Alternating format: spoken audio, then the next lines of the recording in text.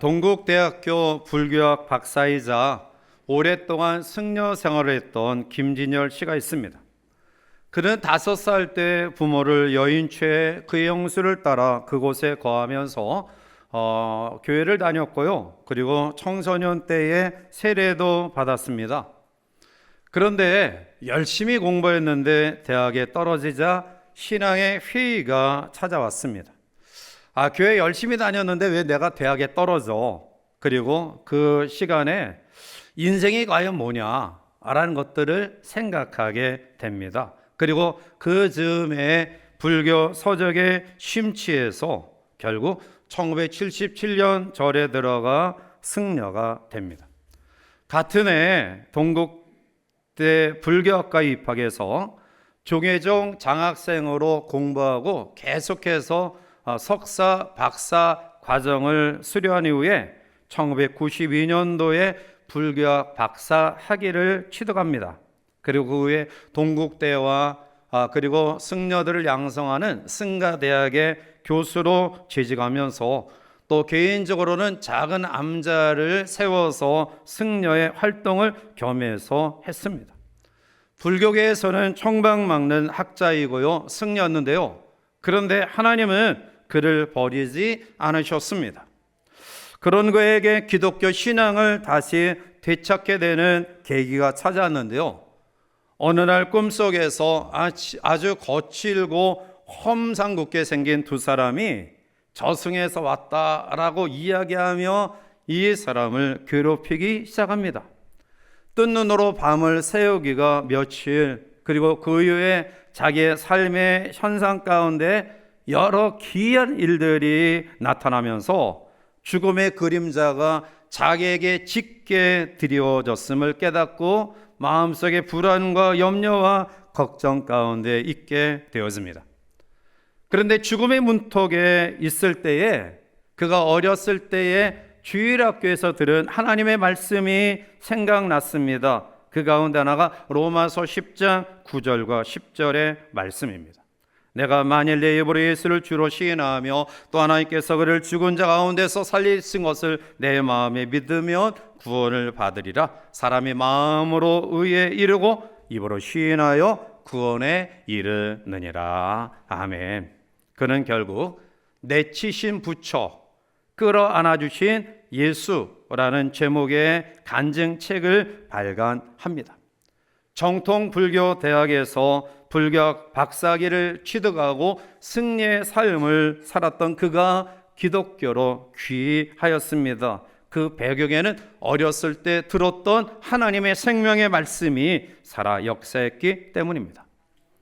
이제 7월 중순부터 우리 교회학교 영아부, 유치부, 초등부 학생부가 여름 수련회 성경학교를 시작하고요. 8월 중순에 우리 청년들이 네팔로 단기 선교를 떠나는데요.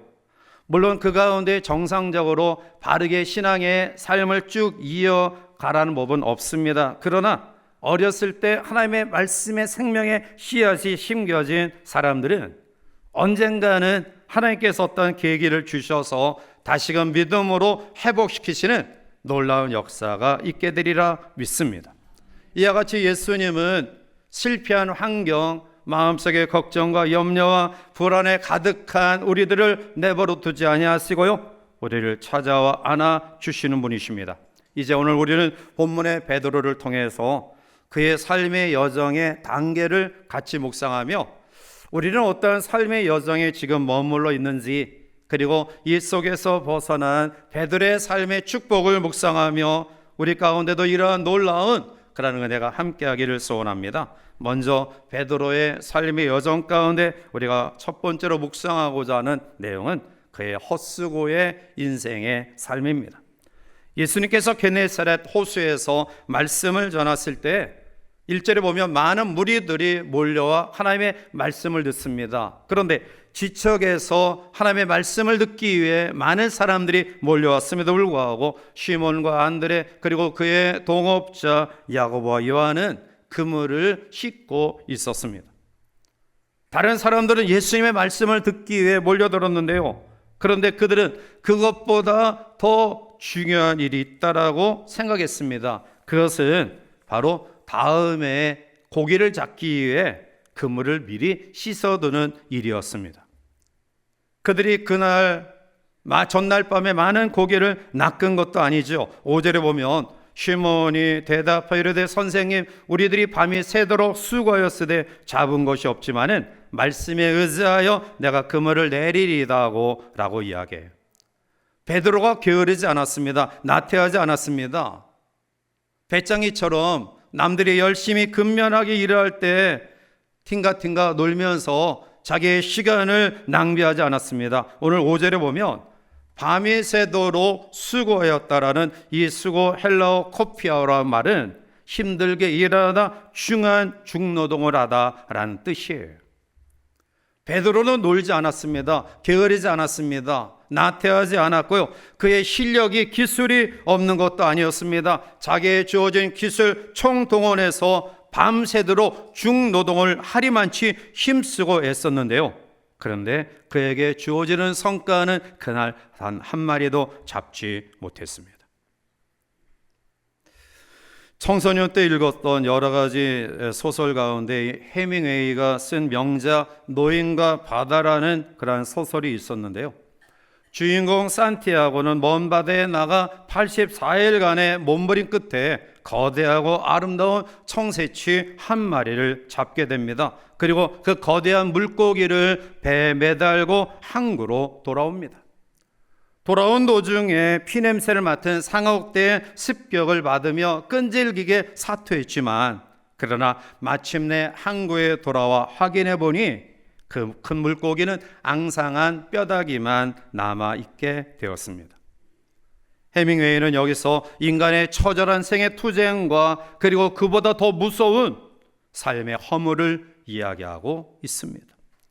삶에 대한 강렬한 몸부림과 허무, 그것이 바로 노인과 바다의 산티아고의 이야기를 한다면 오늘 본문에 나타난 베드로의 이야기, 그리고 어쩌면 이 이야기는 오늘을 살아가는 우리들의 이야기가 아닌지 모르겠습니다. 여기서 게으르고 나태하고 죄를 짓는 사람들은 상관하지 말고요, 나름대로 열심히 노력하고 땀 흘려 그 수고로움을 기대하며 생활하는 성실한 그러한 사람들을 이야기합니다. 그런데 이러한 사람들 가운데의 특징은 그만큼 기쁨이 없다라는 것입니다. 성과가 우리 가운데 나타나지 않는다라는 것입니다. 남들처럼 뭔가 되기는 되어야 되는데 그렇지 못한 그러한 자기의 삶의 모습들, 그래서 목표 없이 그냥 무작정 달려가는 그러한 삶이 계속적으로 실패의 연속인, 이것이 우리의 인생을 허탈하게 만드는 이러한 것이 바로 오늘 우리의 모습은 아닌가요? 그래도 이번에는 낫겠지, 이번에는 뭔가 거둬들이겠지라는 마음을 가지며 또다시 성공의 그물, 그리고 아름다운 결산의 소망의 그물을 던지고 또 끌어올리고 있습니다. 그럼에도 불구하고 뼈만 남은 앙상한 물고기를 끌고 그렇게 씨름했던 산티아고처럼 오늘 밤새 수고했지만 한 마리도 낚지 못했던, 그래서 빈 그물을 씻어야만 했던 좌절의 현실이 오늘 우리 가운데 있지는 아니한지요. 그런데 하나님은 베드로를 그냥 내버려 두지 않으셨습니다. 이제 가까이 다가오신 주님을 만난 두 번째 그의 생을 살펴봅니다. 주님을 만난 베드로의 삶입니다. 예수님이 시몬 베드로에 찾아오셨습니다. 밤새 한 마리도 낚지 못했던 그에게 찾아오신 것입니다. 이와 같이 예수님은 인생의 빈 공간에 찾아오십니다. 실패하는 빈배에, 좌절이라는 빈배에, 파탄이라는 빈배에, 아무것도 이루지 못한 텅 빈 그 빈배 인생에 주님이 찾아오십니다. 만약 베드로가 만선이었다고 한다면 주님은 찾아오시지 않았을지도 모르고요, 또한 그 주님을 그가 제대로 마음속에 영접하지 않았을 것입니다. 그런데 주님은 실패의 현장 속에 처한 베드로를 찾아와 주셨습니다. 오 해피데이라는 단편 영화가 있는데요, 이 영화는 예수 그리스도를 현대적 감각으로 상징한 미니 드라마입니다. 여기서 예수님이 청소부로 등장합니다.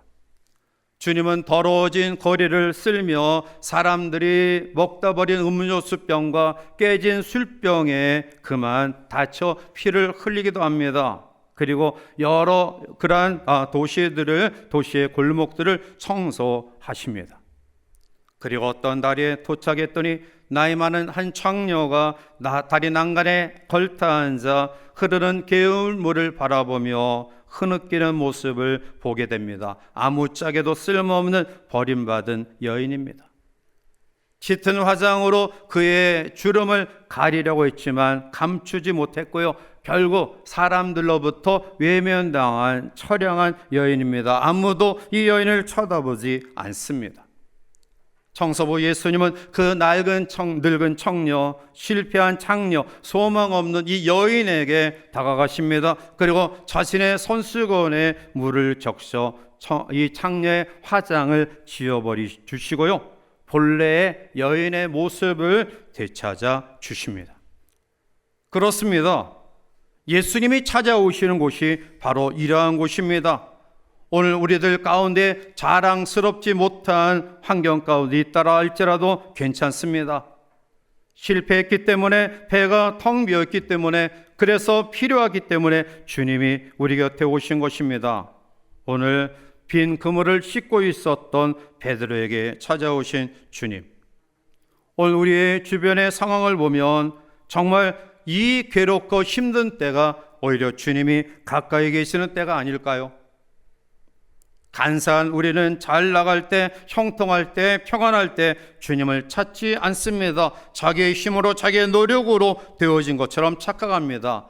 그러나 자기의 힘의 한계를 경험하는 순간, 아무리 노력해도 애쓰고 힘써도 자기가 계획하는 일들이 자꾸 무산되어지는 이러한 환경 가운데 어쩌면 주님은 더 가까이 우리 가운데 계시고요, 우리의 마음 문을 두드리고 계시는 때임을 믿습니다. 어떤 사람은 사업에 실패했을 때에 주님을 만나기도 하고요, 불치의 병과 결국 인간의 의술로 결코 헤어날 수 없다라는 시한부 인생을 살아갈 위기 속에서 주님을 만나는 놀라운 기회를 경험하게 됩니다. 성경에도 이러한 사람들이 많이 나타나 있습니다.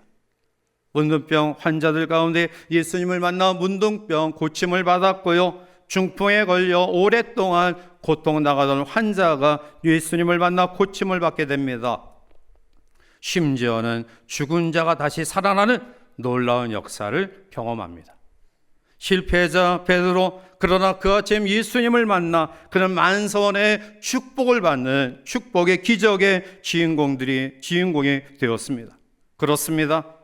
오늘 돈을 벌어 부자가 되는 것도 중요하고요, 명성을 얻어 유명인이 되는 것도 중요하지만 가장 중요한 것은 예수님을 만나고 예수님을 우리 마음속에 영접하여 우리의 삶이 변화되어지는 것입니다.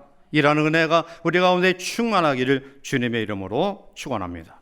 결국 베드로는 순종하여 축복받는 인생으로 전환되어집니다. 오늘 본문 4절을 보면, 말씀을 마치시고 시몬에게 이르시되 깊은 데로 가서 그물을 내려 고기를 잡으라 라고 말씀합니다. 실패와 좌절, 아픔과 고통과 절망 가운데 있었던 베드로의 배에 탑승하셨고요, 그리고 말씀을 가르치십니다. 그리고 이후에 조금 배를 무태서 띄어 깊은 데로 가서 그물을 내려 고기를 잡으라고 명령합니다. 시몬은 어부입니다. 게네사렛 호수, 갈릴리 호수에서 잔뼈가 굵은 그의 평생을 그곳에서 생업으로 고기잡이 일을 했던, 다시 말하면 물고기 잡는 일의 전문가라는 것입니다. 그런데 그러한 사람에게도 허탕칠 때가 있다라는 것이죠. 매일 우리가 계획하는 바들을 다 이루는 그러한 삶이 아닙니다. 그것이 바로 우리 인생 아닌가요? 야구에서 제일 잘 때리는 선수가 4번 타자인데요, 4번 타자도 삼진 아웃될 때가 있어요. 축구를 잘하는 브라질 대표팀도 그보다 못하는 그러한 약한 나라의 팀에 질 때가 있다라는 거예요. 베드로 마찬가지죠. 평생 게네사렛 호수에서 어부로 생활했던 그가 허탕칠 때도 있다라는 것이죠. 다음을 기약하며 그물을 씻고 손질하고 있을 때 주님은 그에게 나타나 말씀합니다. 다시 깊은 곳으로 나아가 그물을 내려 고기를 잡으라고요. 베드로는 예수님의 명성을 익히 알고 있었습니다.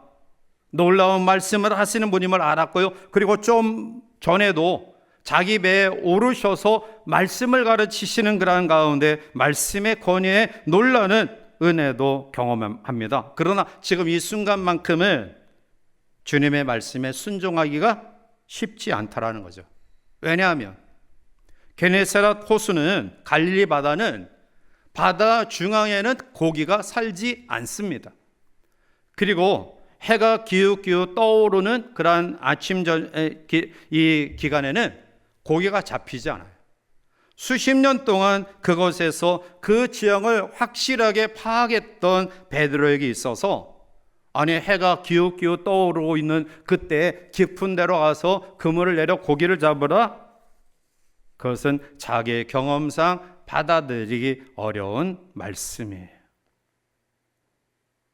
전문가는 자기 일에 자부심을 가지고 있기에 누군가가 자기 영역에 잘 알지도 못하면서 이러쿵저러쿵 하면 대부분 발끈해요. 알지도 못하는 사람이 아는 척하니까 전문가가 볼 때는 가소롭죠. 어제 우리 교회에서 광탄 수양관 대청소했고요. 우리 한 35명 정도 우리 남녀 여성교회 그런 분들이 가서 청소했어요. 저도 모처럼 이 다른 근육을 쓰다가 낫질도 하지 못하는 제가 낫질하다가 그만 풀을 베야 되는데 제 살을 베가지고 좀 다쳤어요. 근데 염려하지 않아도 될 것은 제가 파상풍 그 예방 주사를 오래전에 맞았기 때문에 아마 별일 없을 거예요.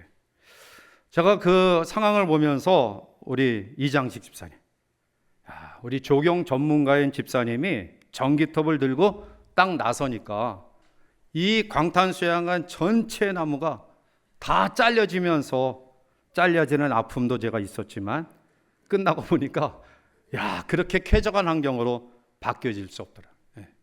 우리 장로님을 비롯한 또 남성교회, 여성교회원들이 각기 주어진 위치에서 더 잘 감당해서 또 올해 쾌적한 환경 가운데 우리 수양관 사용하실 것 같아요. 아무튼 간에 전문가는 다르다, 그것을 느껴요. 미국 CBA 베스트셀러 작가인 존 비비언은 순종이라는 책에서 하나님의 보호 안에서 누리는 참된 축복과 자유를 소개합니다.